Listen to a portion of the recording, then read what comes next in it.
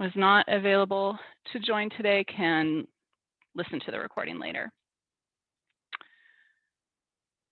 Oh, thanks, Melissa. Great.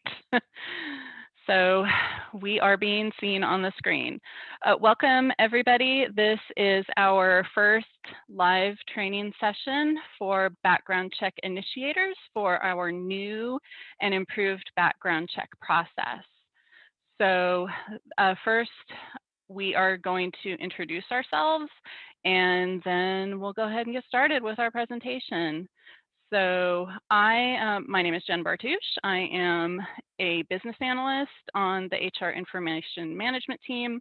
If you've ever put a ticket in, then it was probably me or one of my teammates that helped you out with that. A lot of familiar names out there. And I've been working on this project with Sarisa and Alex for a little bit here, and super excited to get it out there to you. Sarisa, do you want to go next? Sure. Hi, everyone. I'm Sarisa Aberg. I'm the Staffing Support Services Manager in the Office of Human Resources. The background check function is one of the functions that reports to me. And we are super excited that we're so close to launching this. It's been a work in progress for some time. So I hope you are as excited as we are. And that was Sarisa's cat, who was also trying to introduce. Very excited. Yes. There at the very last Colleague here with me. Having been in a lot of meetings with Sarisa in the last few months, we've gotten well acquainted. So I'm Alex Smith. I'm one of Jen's compatriots here in the HR information management BA team. So yeah, we're super excited to be sharing this with you, give you kind of a rundown on this that's going to be launching for you all in just a few short, well, not even 2 weeks, so I can't even say weeks. Yeah, shall we get the slide presentation underway? Show on the road, yeah. So what's going to happen here is we're going to all tag team on this presentation. Alex is going to be the main presenter today. He's going to take us through some slides, and then we will each do a brief demo in this system so that you can see it live. All right, so yeah, I think as Jen said, obviously, if you have questions, feel free to put them in the chat. I'm not great at multitasking, but thankfully we've got some extra eyeballs who can help keep an eye on that. And we'll hopefully have time for some questions at the end. So let's talk about this awesome new background check process that we're updating. So the agenda today, we're going to obviously help you understand what the changes in the process are going to be. We'll also help you kind of know the new information that you'll need to have before you start a background check request. So it's not going to be logging into Castle Branch and just entering your candidate's name and email. You'll have to do a little bit more homework before you start a request from now on. We'll also let you see what the candidate experience is going to be like, since that's obviously a big part, or has been previously a big part of managing the background check process. Thankfully, the emails should not go into their spam folder anymore, and we'll have nice UNC branding on all the emails, so it will not look suspicious to them. We'll also show you the enhanced transparency that you'll get with this new background check process to be able to see the status, since that's also an area of consternation sometimes around campus.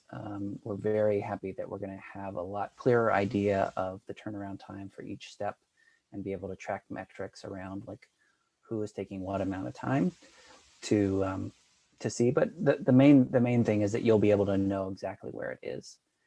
And then we'll also see how you can view the results for degree verification, where if the background check group is doing that degree verification for you, you can see the proof of that and the dates and all the details for that. And professional license, part of this project was also creating a space where you could see all of that data.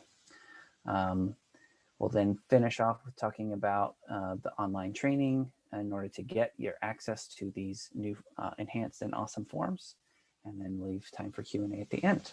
So without further ado, let's move forward. So let's talk a little bit about understanding our new background check process. So as I sort of alluded to just a moment ago, we have taken the interaction on the Castle Branch website out of the picture completely. And I'm sure you all will be very sad to not have to go to a new system and log in there, to instead be doing all of your work for background checks within Connect Carolina. I imagine that probably should send up some fireworks for folks, since that's the system that you're in most of the time anyway. So in the new process, when you're ready to initiate a background check, you'll go into Connect Carolina and you'll submit a new EPAR form. So this is one of our new and enhanced EPARs.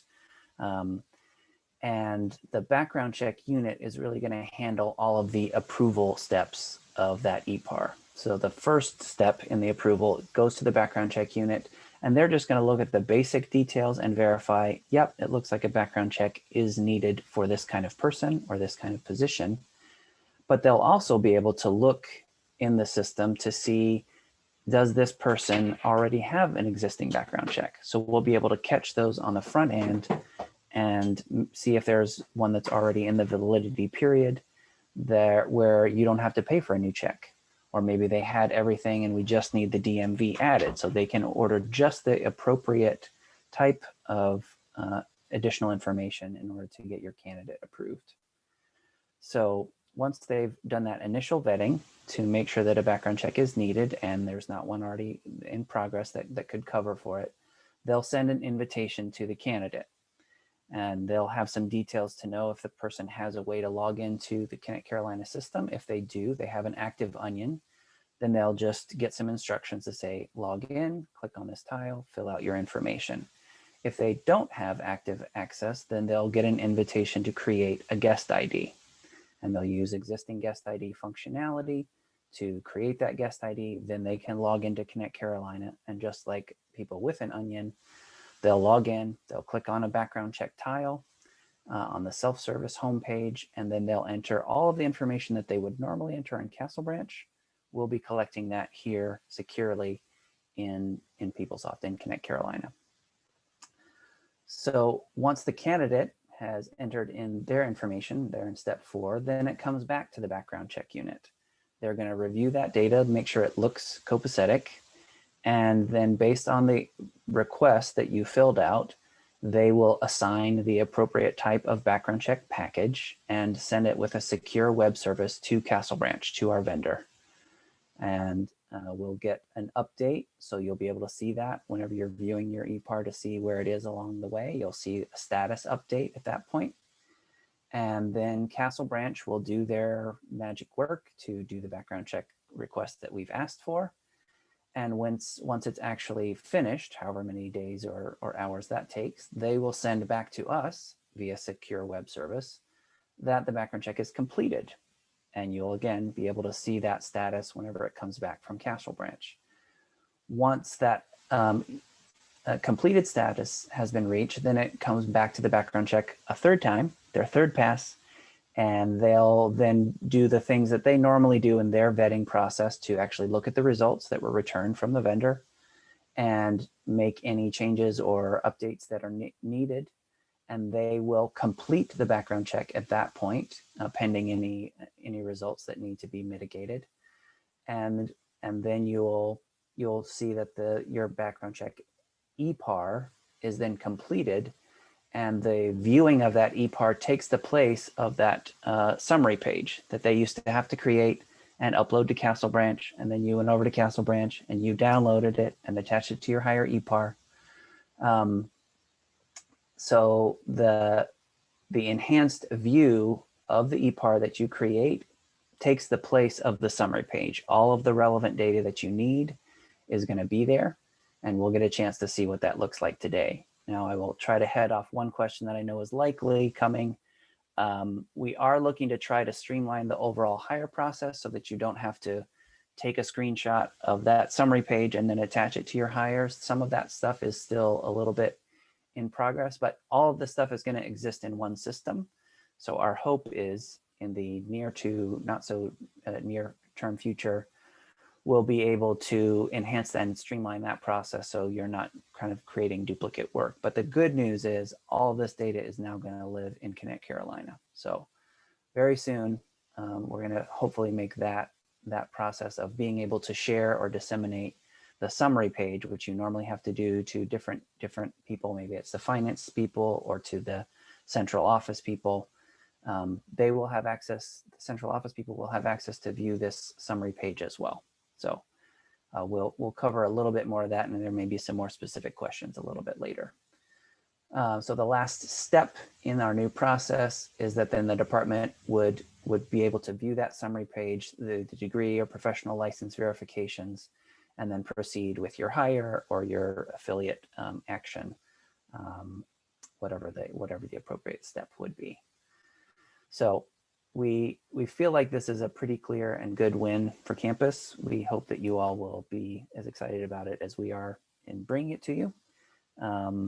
And we'll get into more of the nitty-gritty details of how this works here shortly. Jen or Sarisa, feel free, obviously, at any point if I've misspoken or want to interject, to jump in. We don't have to stand on ceremony there. All right, so let's talk a little bit about before you begin.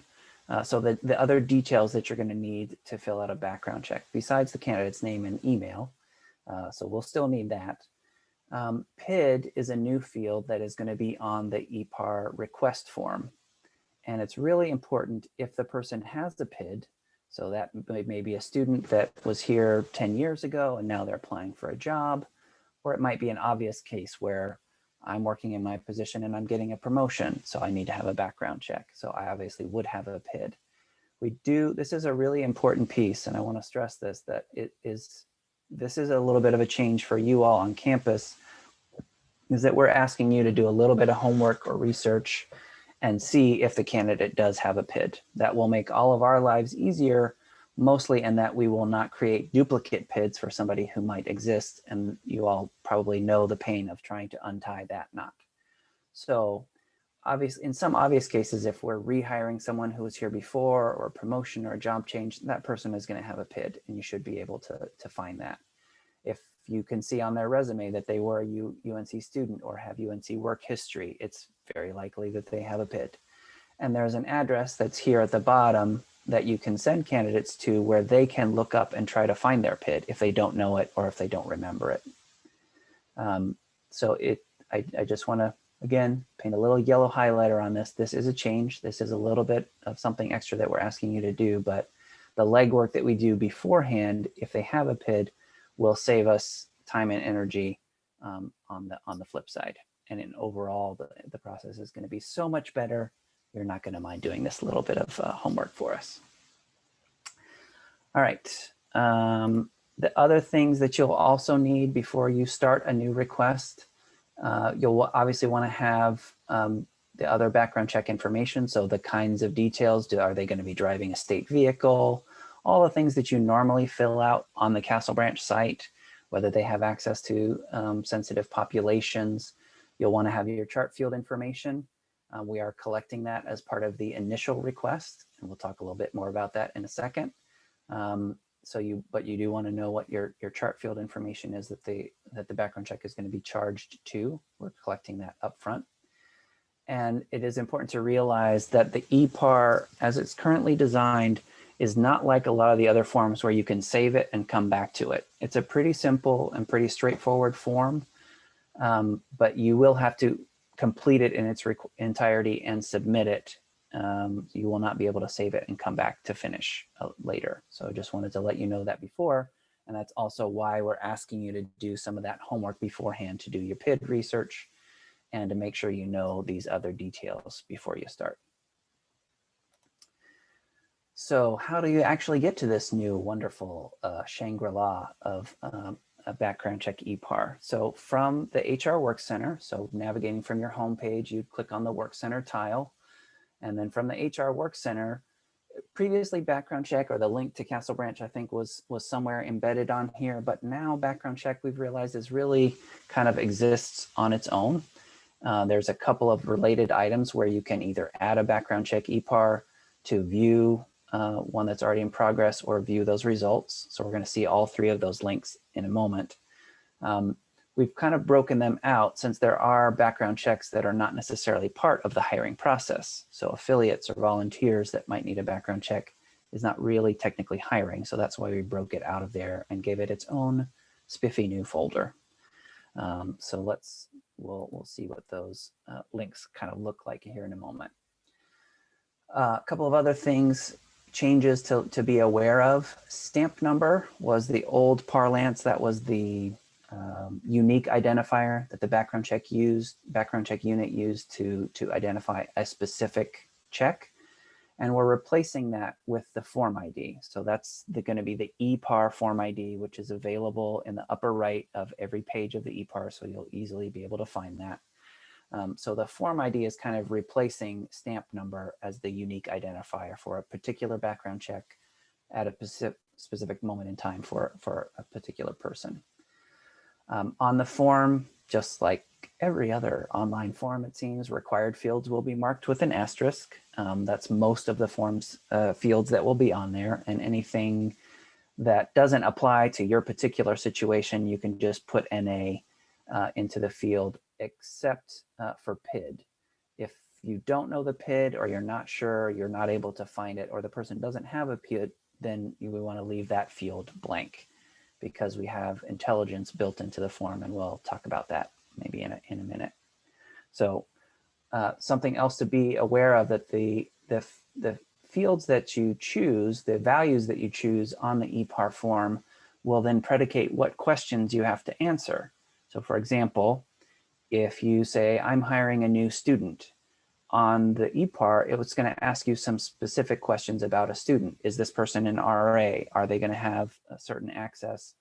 And if you say some other value that's not a student, I'm hiring a new faculty member, then you don't have to see those student-related questions. The form is smart enough to display those intelligently. So there are additional questions for postdocs and for independent contractors right now. And that is, again, one of those things that we could continue to enhance and have those kinds of contingencies going forward if the need arises. Just want to let you know that if you're going through and you see a different experience when you're going through the form, that's because the form has some smarts built into it. So here's a look at a completed candidate information page, and we are going to walk through this together. So we're going to do a demo. Don't feel like you have to memorize all this. The form, the EPAR itself, is in 3 pages. The first page is primarily gathering candidate information. So you'll see there's asking about type, the reason for the background check, some details about vacancy ID, the candidate's information and name, and the PID, all this kind of stuff. And we'll see that in the demo here shortly. But this is candidate information that's on the first page of the form. And you can see we've got our form ID up here in the upper right as well. That's our new stamp number, our new unique identifier. On the bottom of the first page is the special categories area. So right now you're used to seeing that in Castle Branch in kind of a checkbox matrix. We've separated them out here and giving you some guidance or reminder. What does this mean? What does a CAVC select agent, or what does our policy about minors actually say? So I can intelligently and accurately describe on this request whether or not this person is going to have access to supervised or unsupervised contact with minors. So if you answer in the affirmative, if someone meets any of these criteria, you'll change your special categories value to yes, and then you'll specify which of those special categories the person fits under. And if the answer is no, then you don't have to answer any of those questions. And we'll see how that works on the form here shortly. On page 2, when you click next on the form, the second page is kind of details about the check that you're asking for. So we have a number of required fields here to ask specifically, is this person going to be driving a vehicle? Do they have a US or a foreign degree? Do we need to verify that they have a professional license? And then any special packages. So if you're putting in a background check request that's just for a degree, we did our post-dec criminal check 3 months ago, but now they have their PhD, and so we just need the degree verification, or we just need a DMV check because they're adding some responsibilities and they're going to be driving a UNC vehicle. You can answer in the affirmative for those here down at the bottom. And below here is where you would see any of those special questions. So student related or independent contractor, asking for briefly a summary. What is this independent contractor going to do? That's where you would see any of those special questions. And we'll, again, see a little bit about what this looks like when we get into the demo shortly.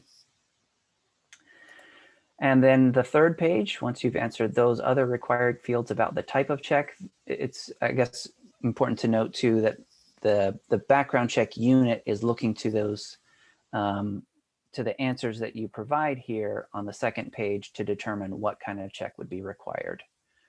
So that's the way in which that's being used. So on here on the third page, do not worry, you don't have to type all this wonderful stuff in because the system knows who you are. You've logged into Connect Carolina. It will pull in all of your contact information. So if the background check unit has to ask you any questions, they know who to go to. And here's where you'll fill out the chart field information. You can see the fund, the source, and the department are all required fields because that's a minimum. If you have program or cost code or project IDs, you can put that in there. And you can see the account code is already filled in for you. We use the university CBM process to actually create the billing file for this. So to answer your, preemptively answer your questions, no, we don't have smarts built in to actually verify that you're putting in the right set of numbers. We have some basic stuff. So if you try to put in QQQ into the fund, it will say, I need a number here. But the when we build that file and it goes to your finance folks, if you needed to change this, if you needed to split the cost out over different funding sources, or if you gave us an invalid chart field string or an account that didn't have any money in it, then that would go through the normal CBM rectification process with your finance people, where they would then just assign the amount that's charged to a valid chart field string. So, but this is a way for you guys to put, right now you're doing that in Castle Branch, but we're moving this over here to be part of the request, but the overall reconciliation process for that will be largely the same as it is now. Before I go ahead and jump into the demo so we can actually see what this form looks like in action, Jen or Sarisa, do you have anything that you want to add?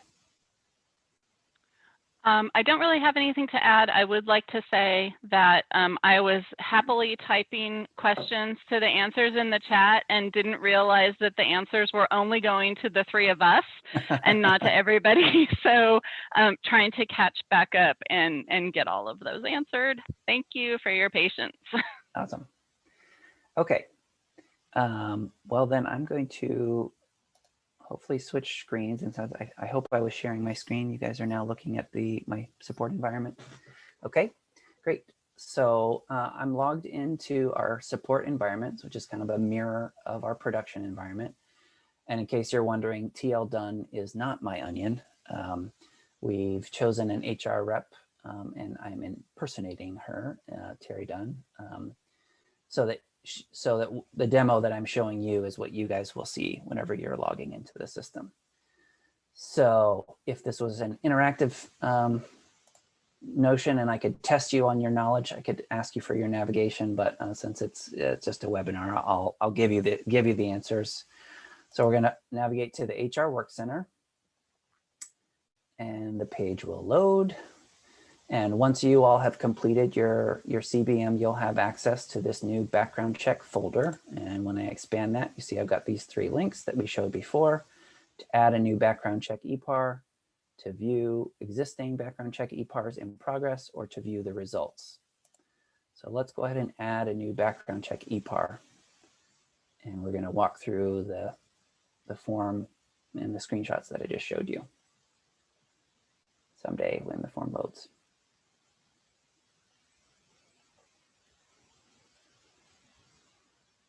Come on, form. And Alex, I would just jump in to mention that this system runs a little bit slower than production. Yes. So you won't experience those delays. Let's hope that is accurate. In general, I mean, yes, that's absolutely correct. Okay, so here's our candidate information page, right? So those are all those fields that we just looked at in the slideshow, and then our special categories down here at the bottom. So I'll choose the type of candidate that I want to update. In this case, we'll choose a faculty member. And the reason that I'm doing a background check for this faculty member, this is all done deliberately for the webinar, just so that we have some extra space to force me to do some vamping. So this faculty member is going to be maybe a new promotion. You can see we have a value here also in the action type for mandatory recheck. So those are those people that you have on campus who, for whatever regulatory reason, every year perhaps they might have to have a criminal check or some other kind of check. Maybe it's just their DMV or professional license that might have to be done. So you can choose the appropriate action and reason for this type of check. So I'm going to say this is, what did I say this was? It's going to be a faculty promotion. I have a field here for vacancy ID. So I would pull that in from people admin if there was an active recruitment for this. We obviously don't have this as a required field right now, because not every reason that we have a background check is going to have a vacancy ID. So I would put in whatever that value was for this, this faculty promotion. Position or appointment title. So I would be putting in, I'm sad to say I don't know my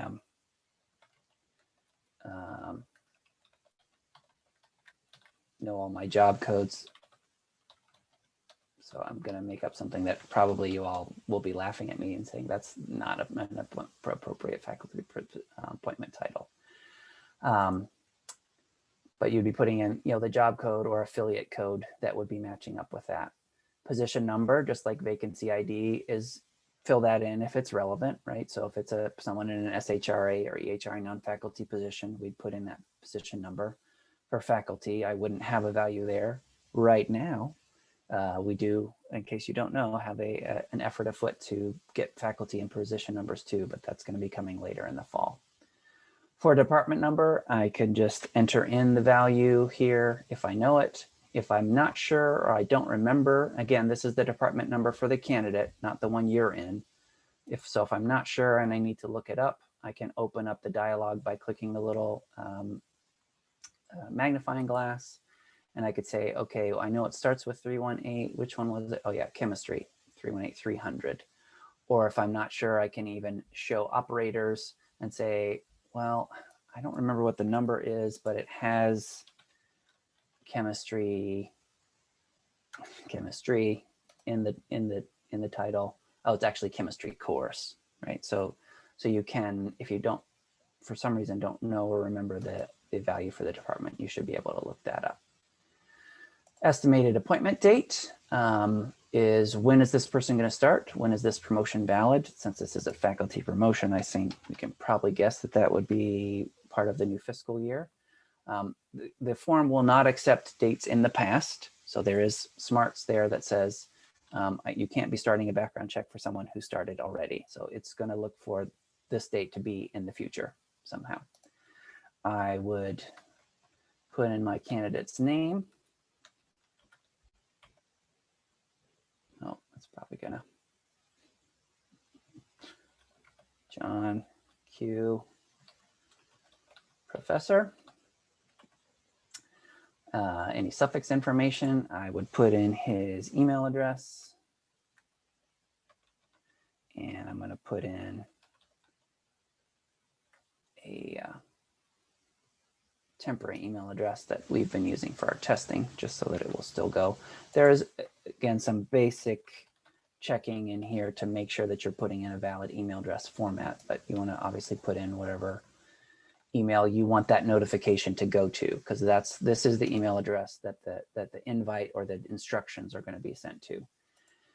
And then I would put in this person's PID. Obviously, if this were doing a real faculty promotion, I would have done my research because I had been trained so well, and I would know that I need to put in the PID. For today, I don't know the PID, so I'm going to skip over that. Looking at our special categories, again, we have a list here of the criteria that they might fall under. If you click on this link to the protection of minors policy, it will open up that in a new window for you. So so you can take a look at that if you need to be reminded. And here I'll show you again. So if I were to say yes, now the form expands and I would have to select all of, answer in the affirmative, either yes or no. Do they fit in all of those special categories? But if in this case the answer is no, then I don't have to answer any of those, and the form doesn't make those required. So I can hit next now and move on to the second page of our form. So our professor is not going to be driving a state vehicle, but we are going to need to verify their PhD that they recently got. So I will say yes to the US degree verification.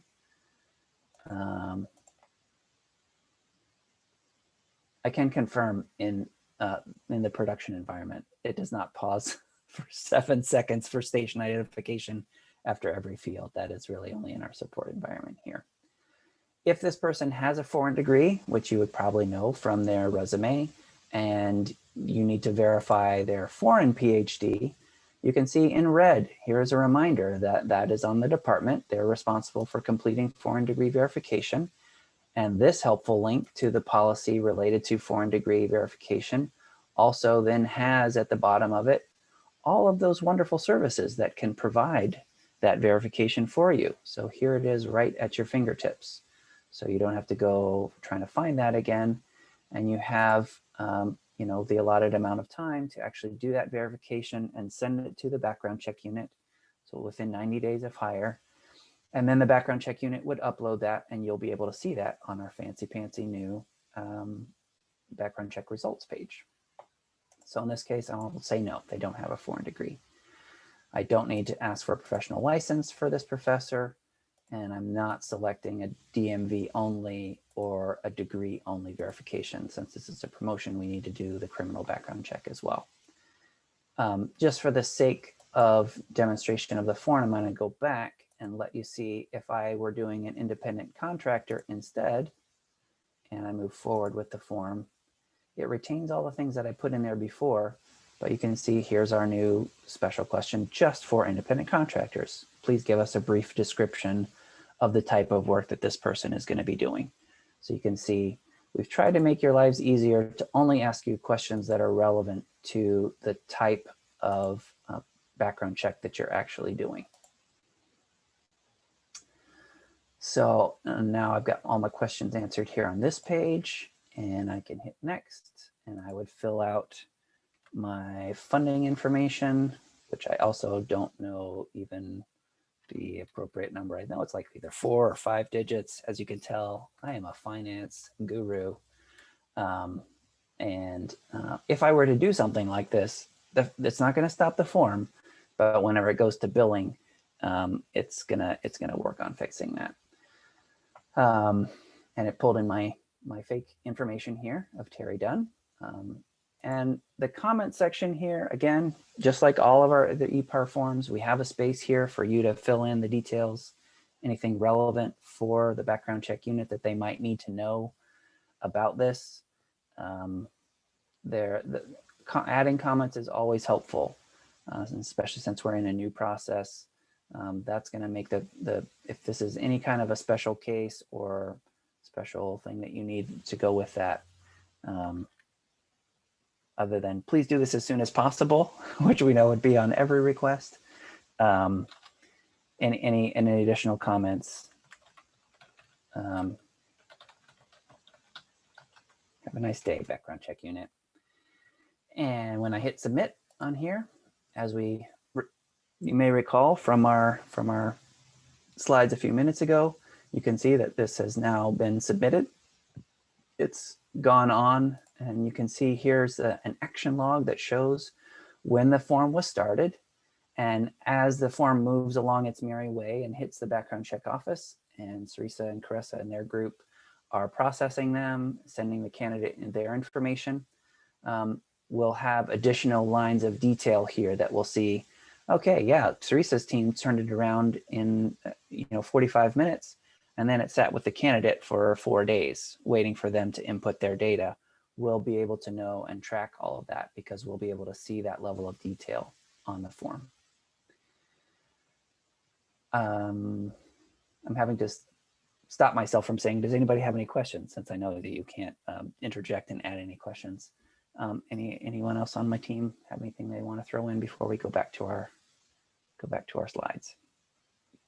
I'm going to answer one of the questions that was in the chat out loud, because it's something that really every time I open the page, it gets to me. So Jennifer, your question about justifying all of the text on the page, that's actually a system limitation right now.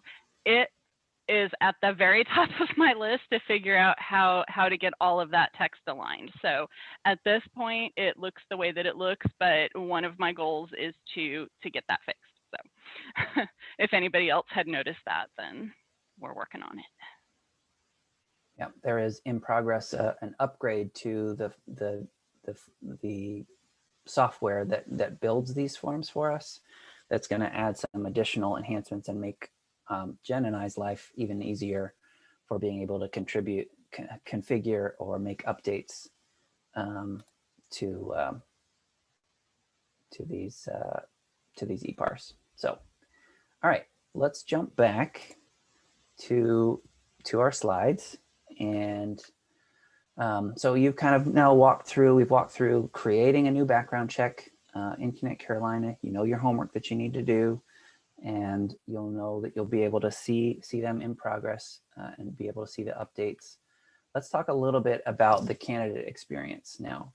So this is a look at what the tile, this fancy, beautiful tile that we have on Connect Carolina for all of our candidates that will be on self-service for everyone. It's important to note that.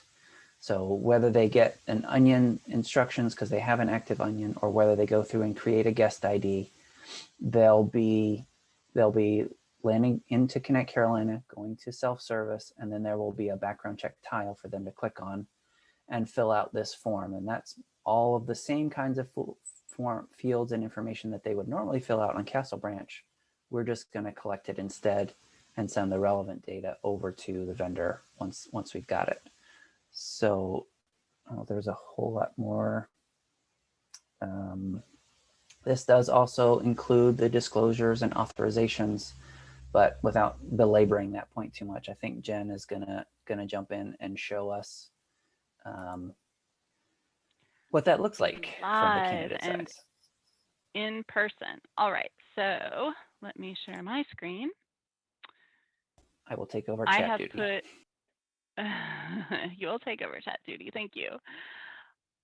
So I have put on my background check candidate hat, and I logged into Connect Carolina. So this is an example of a person who is brand new to UNC, was not a former student or employee, and so I had to create a guest ID. And when I log in on my self-service page, all I see is the background check tile, because that's all that I have right now.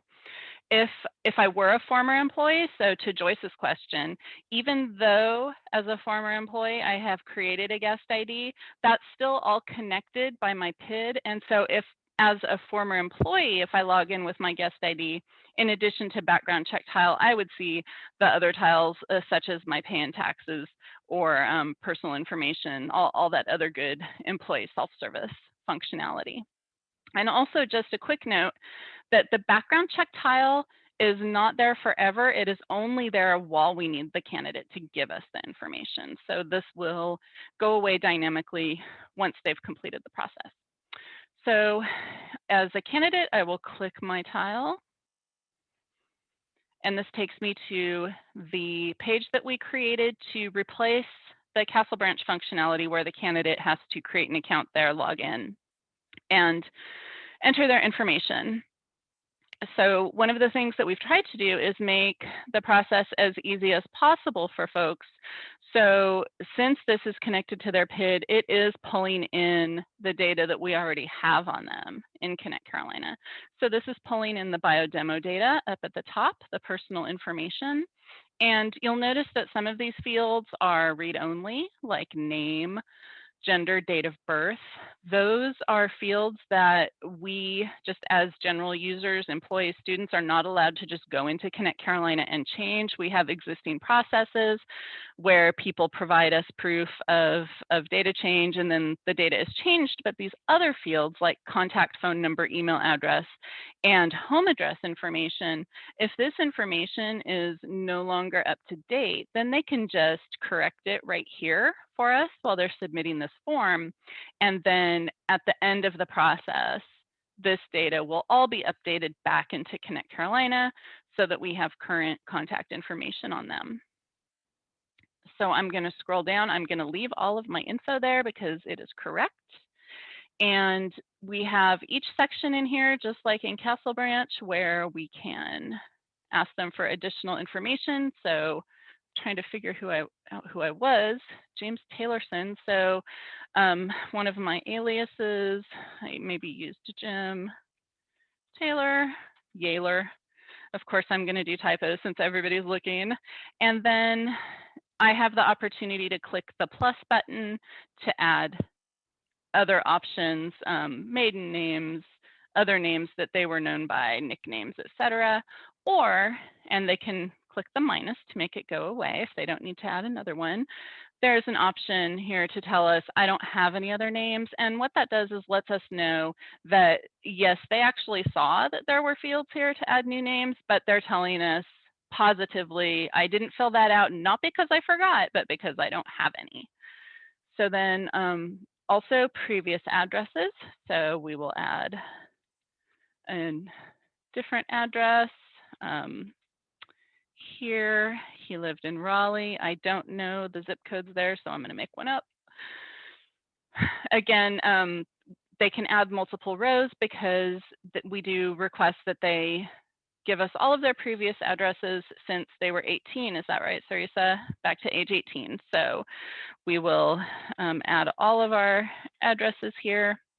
And then again, if it is a lucky person who has only lived in the same place since they were 18 and doesn't have all of that to remember, then again, they can just click that I do not have any additional addresses checkbox for us.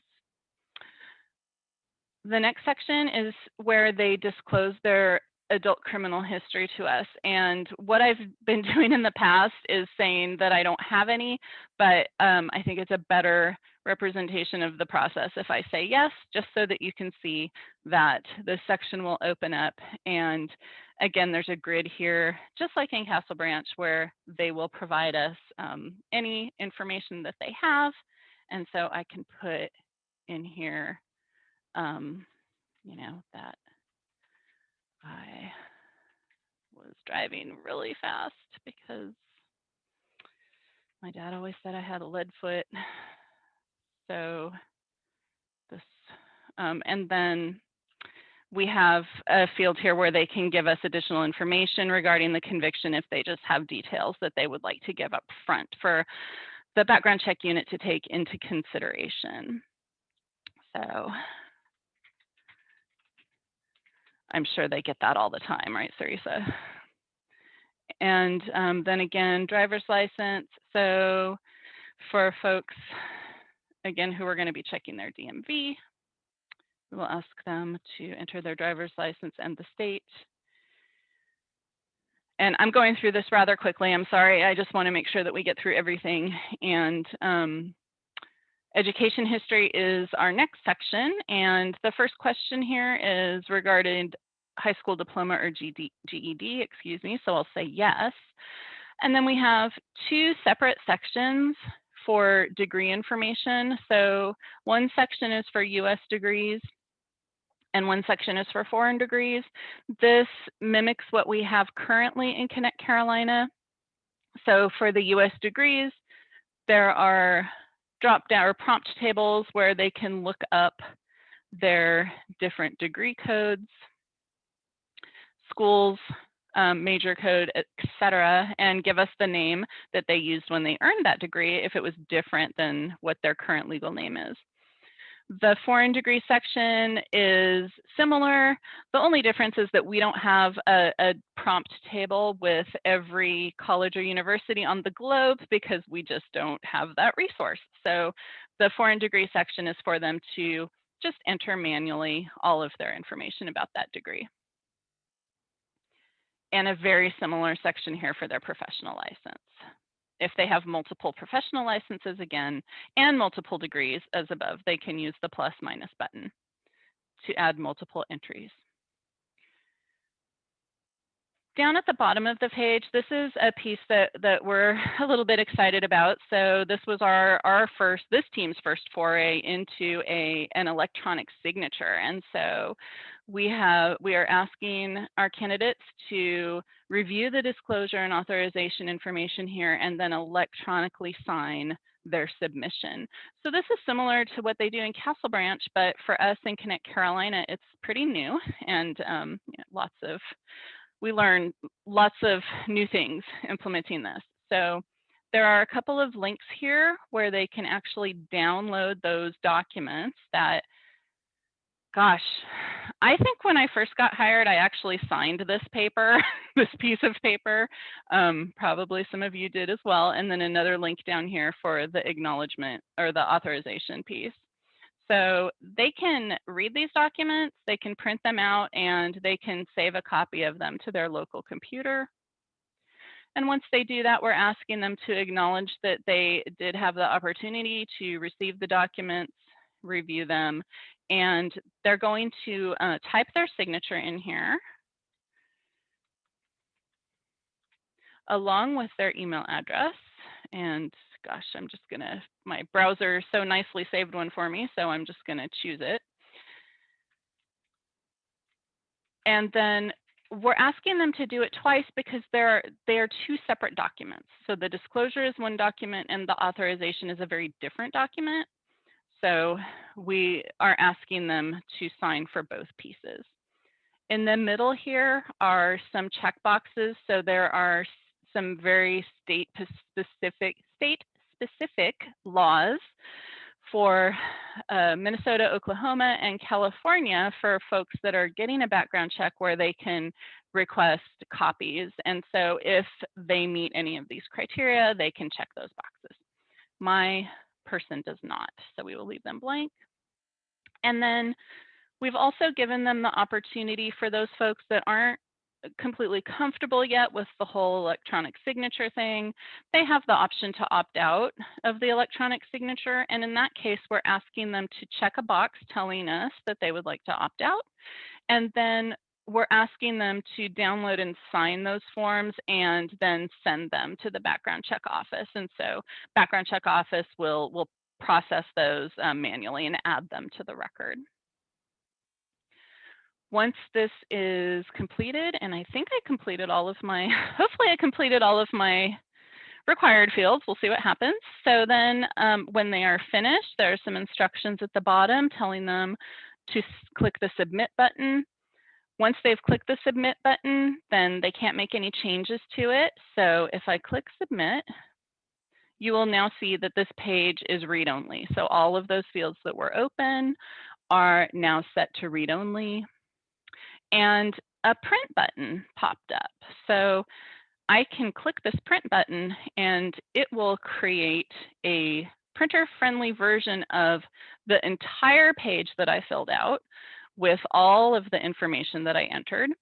And if I scroll all the way down through it, it also appends those two disclosure and authorization documents so that they can save this for their records. That way they know exactly what they submitted to us during this process. And when I go back to my self-service homepage, I will still see my tile. But if I click it, I will go to the page and it's read-only. So during the background check process, they can go back and see that they have submitted their information. Once it's completed, then their tile will go away. And if all goes well, they will then have an onion and all kinds of new tiles. All right, so I will stop sharing and throw this back to Alex.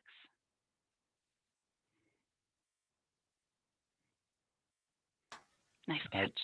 I even said ow and like flinched when you threw it back to me, but of course you didn't get to hear that whenever I was, you were on mute. I'm sorry. Mute button working as intended.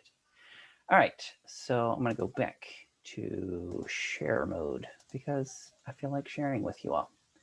So now we've seen kind of what the candidate experience is like, and Jen walked us all through that. So you'll at least be able to give people a little bit of a sense of what to expect.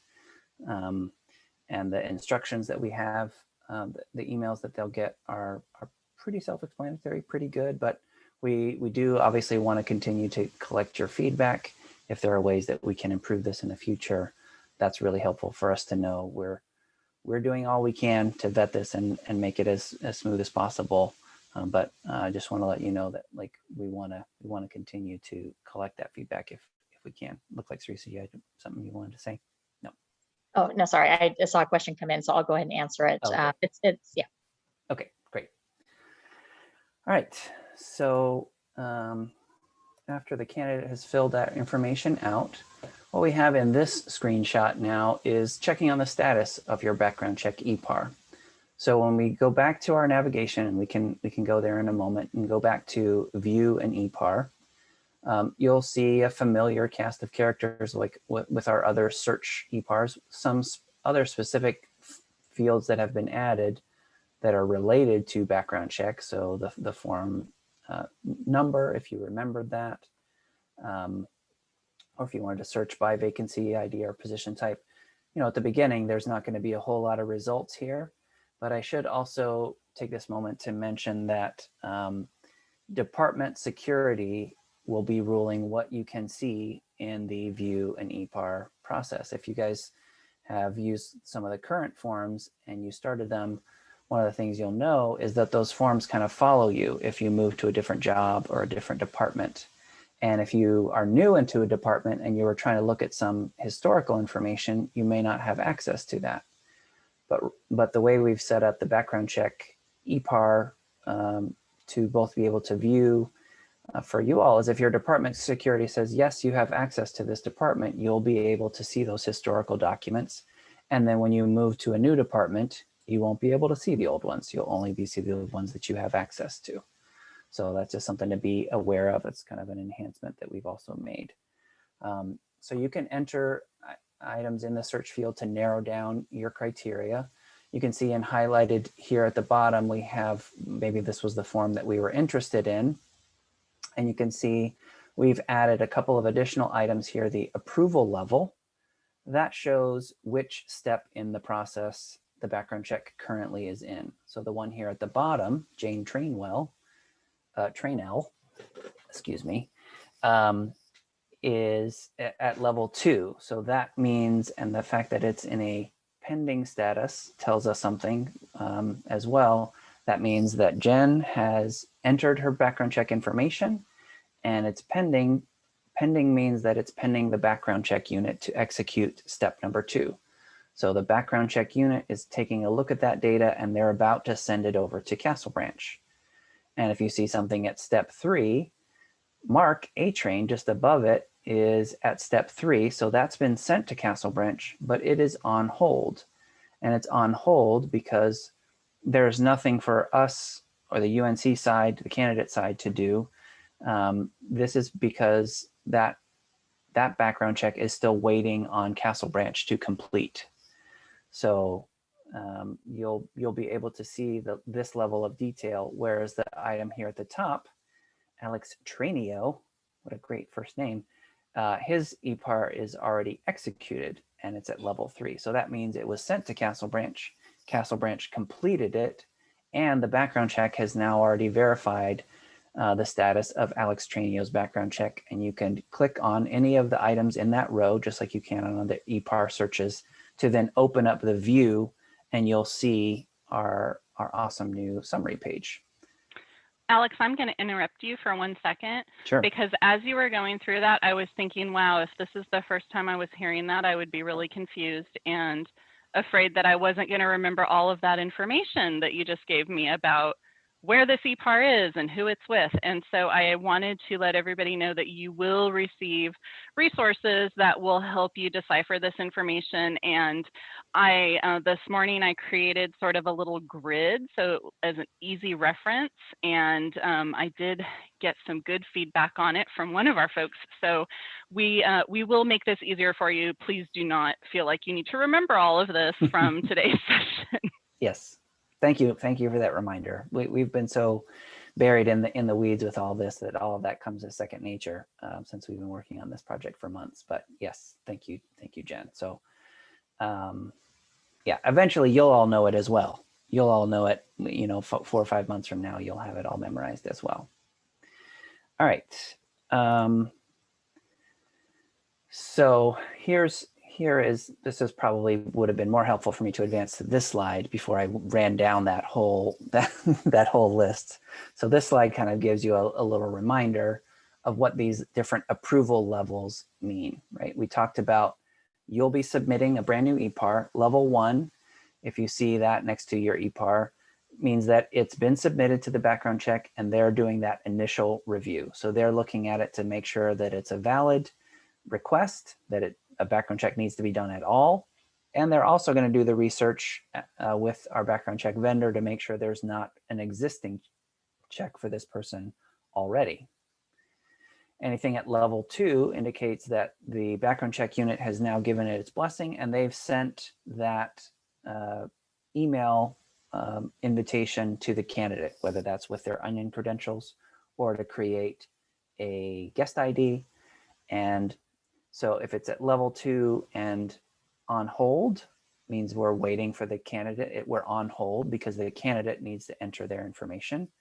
And if it's at level 2 and pending, which was the example I gave up here, that means it's waiting on the background check to send it to the vendor. And then approval level 3 indicates that it's been sent to Castle Branch. We're waiting on the vendor to complete it. If you see it's level 3 and on hold, again, it's on hold because Castle Branch is waiting to complete the check. And if it's on hold and pending, then that's the background check is doing their due diligence. And then the final step is level 3 and executed, meaning everything is 5 by 5 and the check has been marked complete. And you'll be able to see all of the level of detail that you need for the form. Checking my notes, make sure I didn't forget anything important here. Yeah, and again, the reference cards that we have for this will give you all of those combinations and help you until you've got that all memorized. So here's kind of a condensed version of what the summary page will look like. So whenever I opened that executed status EPAR, up at the top, I'd have some basic information on the candidate. The key things for you all to really care about on this summary page is this order status of completed. So that means that Castle Branch has done all of their work for the background check. But the other key piece is right here, the date the summary is completed. If this is blank, that means that the background check has not completely vetted this and given their blessing. So it's still waiting for the background check unit to do their due diligence on any of the findings that came back from the background check. So in order for you to proceed, you need to have an order status of completed, but you also need to have this summary date completed. And then you can look at the bottom of the page of the final results as well. You're looking for obviously a value of cleared here. There's obviously some other permutations and you guys are probably used to seeing that on the existing PDF summary page. One of the other big enhancements that we've made here is this background check information area. So the order date, that's the date when the request was originally sent in. And based on the type of check that was asked for, in this case, it was an employee with professional license, but no DMV. We know that this is the cost from our vendor for that amount. But as you all know, if our employee lived in the state of New York and lived in Kings County, whenever we do that criminal check, Kings County charges us a pretty penny.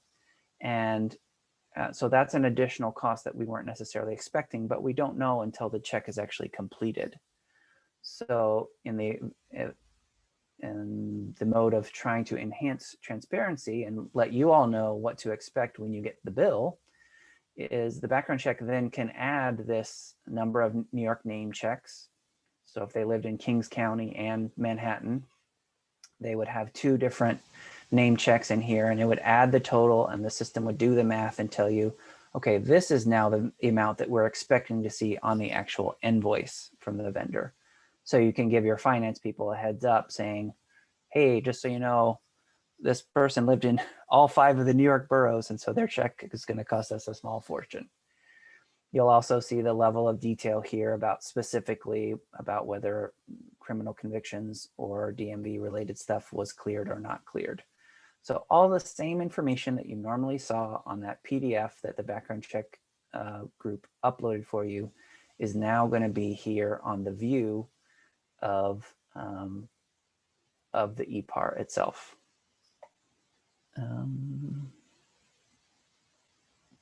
I think I got everything on my notes here.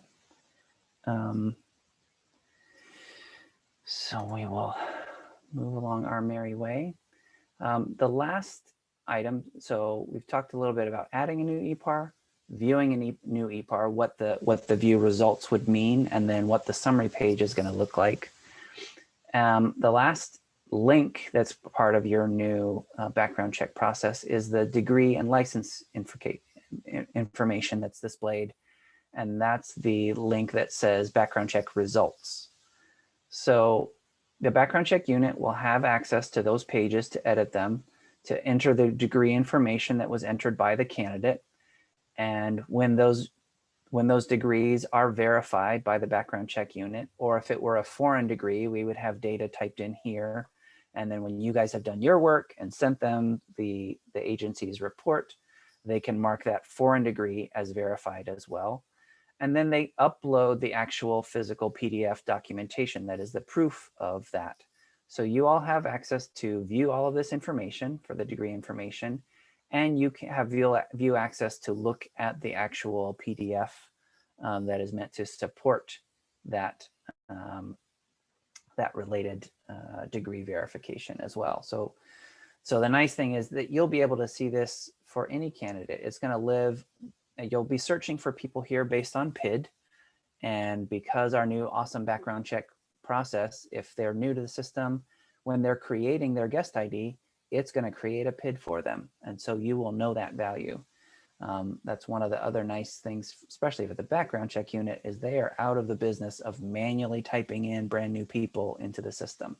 We're going to capture that for them. So they are all very happy about that, I'm sure. So degree verification, and then that will live on, tied to this person's PID.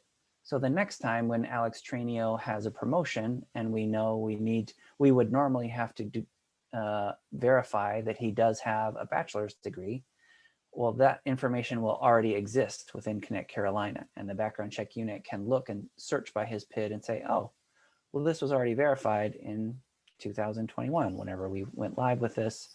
So I don't need to do that again. I don't need to order a degree check, or I don't need to duplicate that work and effort. Professional license is the next tab that's on that background check results page. And again, this will exist in a similar way as degree verification. So the specific details of whatever professional license was verified by the vendor would be here. The date it was completed, when the license was issued and expires, and any additional comments that was added by the background check unit. And just like with degree verification, they would normally attach a PDF document there that is related to that professional license, and you guys could take a look at that. One of the things that we have designed this form, and the red highlight here shows this person actually has 2 professional license rows. So you guys are all pretty familiar with Connect Carolina. This is a similar kind of setup if I wanted to look at those additional rows of other professional license. So whenever this one expires and I've got a new professional license on file, I would just click the arrows to expand through and see the other professional licenses that would be associated with good old Mark Trainwell. So again, the form was designed with the possibility of enhanced reportability, where you all could potentially obviously keep track of the expiration dates for the people where you might need to re-verify that new certification.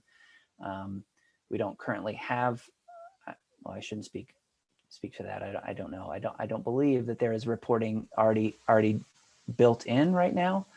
But the fact that this information will now exist in Connect Carolina will mean that we could potentially work with you if that's something that you value or would need in your department. That's probably a request that you can put in to the HRIM team to build a query or a report that could help you identify that and keep track of that.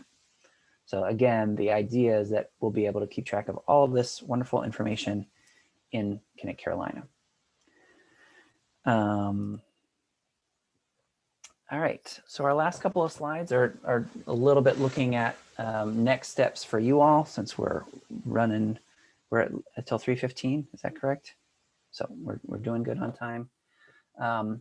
So Carolina Talent will have a new CBT that's gonna walk you through a lot of the same information.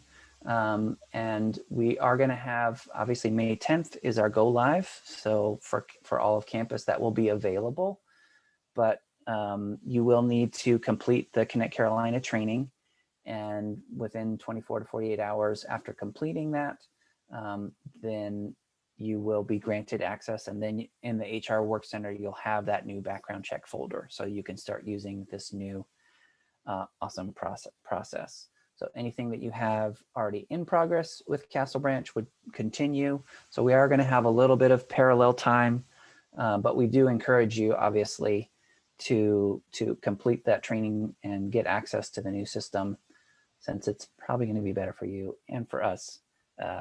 Certainly better for the background check unit too, as soon as you can. So you'll have 30 days to get that done. So you don't have to do it next Monday, but you can. But you can, and we'll send you a gold star if you do. Sarissa's going to be right on top of that, sending out gold stars to everyone. And you will, once you've been granted access to the Connect Carolina page, you'll be able to log in to Castle Branch to view historical data, but the idea is that then your access to create new eVites will be turned off there. So you won't have access to initiate new eVites in the Castle Branch system once you have access to do that in Connect Carolina. So we're going to be living in limbo for a little while, but pretty soon all the sun is going to come out and it's going to be nothing but rainbows and butterflies. All right. So, oh, sorry, Alex. I was just going to get, since Sarissa is our training expert, I was just going to see if she wanted to add any more comments about the training. Yeah, so I am working to wrap up the training development in the production system. So in Carolina Talent Production, I'm imagining, actually, I expect the training content to go out to all background check initiators this week. What we'll be doing is I'll be creating a learning assignment, and you receive an email once that learning has been assigned to you. And just as a reminder for those who may not have been in Carolina Talent recently, when you go to your learner homepage, the training will show up in your assigned training section on the left. Hopefully it helps to answer any questions that you might have about that. So coming very soon with the next couple of days. And then the job aids would also be available in Carolina Talent as well, right? Yes. So actually, a quick review, there will be two very short CBTs. I think one is 8 minutes and the other is 11 minutes. And then the new reference card, and then just a link to the background check policy and procedure for ease of reference. So it shouldn't take too long for everyone to complete the new training.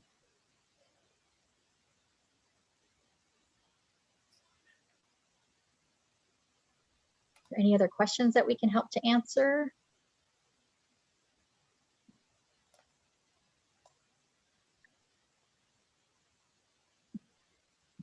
Yeah, I know there I'm are some on questions. mute and I'm talking. I don't know how, can we let people talk?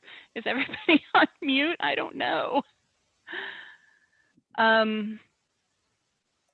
I guess if you want to ask an actual question with your voice, I think you can raise your hand and then we can easily click on you. So we can try that if anybody wants to speak. And I will quickly go through and try to figure out how to make this thing work.